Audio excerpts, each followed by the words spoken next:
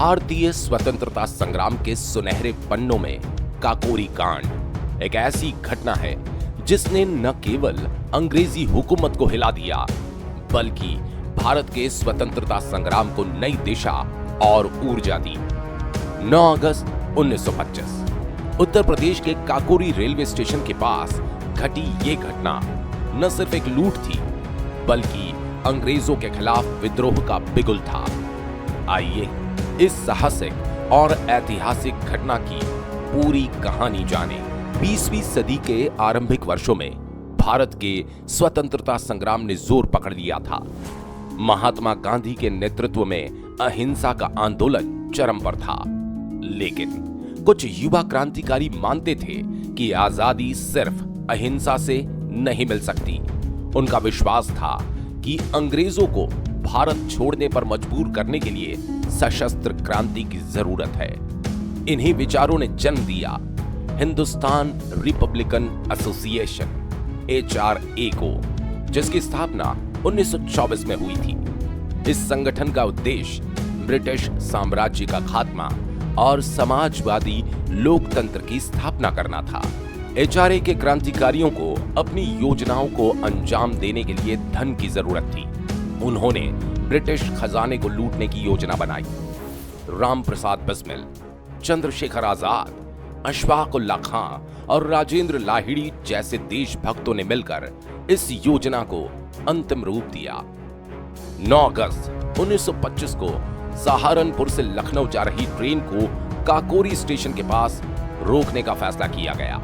उस दिन 10 क्रांतिकारियों की टीम ने ट्रेन को रोका। राम प्रसाद बिस्मिल के नेतृत्व में तिजोरी तोड़ी गई और लगभग 8,000 रुपए लूट लिए गए। ये कोई साधारण लूट नहीं थी, ये वो पैसा था जो अंग्रेजों ने भारतीयों से कर के रूप में वसूला था। क्रांतिकारियों ने यह सुनिश्चित किया था कि किसी भी आम यात्री को कोई नुकसान न पहुंचे। ये घटना अंग्रेजी साम्राज्य के लिए खुली चुनौती थी। राम प्रसाद बिस्मिल इस कांड के मुख्य योजनाकार थे, जिनका जीवन देशभक्ति और त्याग की मिसाल है। चंद्रशेखर आजाद, जो इस योजना के मार्गदर्शक थे, अंग्रेजों की गिरफ्त से बचते रहे और क्रांति का प्रतीक बने।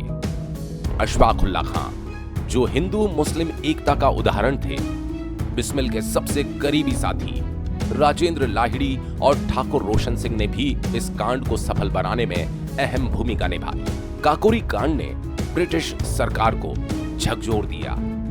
उन्होंने क्रांतिकारियों को पकड़ने के लिए बड़ा अभियान चलाया। 40 से अधिक लोगों को गिरफ्तार किया गया और 18 लोगों पर मुकदमा चलाया गया। राम प्रसाद बिस्मिल, अशफाक उल्लाह खां, राजेंद्र लाहिड़ी और ठाकुर रोशन सिंह को फांसी की सजा दी गई। बाकी क्रांतिकारियों को लंबी जेल की सजा भुगतनी पड़ी। मदन मोहन मालवीय ने फांसी की सजा को रोकने की कोशिश की, लेकिन ब्रिटिश सरकार अपने फैसले पर अड़ी रही।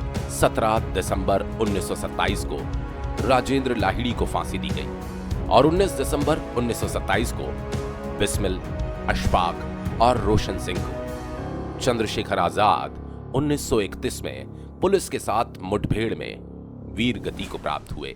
ये घटना सिर्फ लूट नहीं थी, ये भारत के स्वतंत्रता संग्राम का प्रतीक बन गई।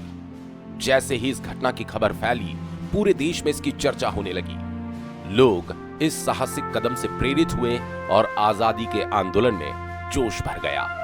ये घटना क्रांति का प्रतीक बनी और स्वतंत्रता संग्राम के इतिहास में एक मील का पत्थर साबित हुई। काकोरी कांड ने यह संदेश दिया कि आजादी के लिए त्याग और बलिदान जरूरी है।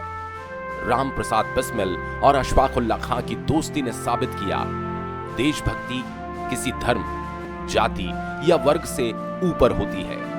इस घटना ने न केवल अंग्रेजों को भारतीय क्रांतिकारियों की ताकत का एहसास कराया, बल्कि देश के युवाओं को सिखाया कि अपने अधिकारों के लिए लड़ना हर भारतीय का कर्तव्य है।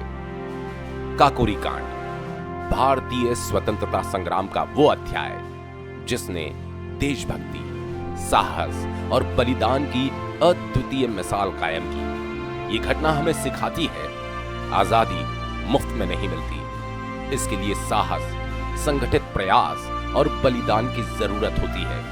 आज जब हम इन वीर क्रांतिकारियों को याद करते हैं तो इनका बलिदान हमें अपने देश के लिए कुछ करने की प्रेरणा देता है।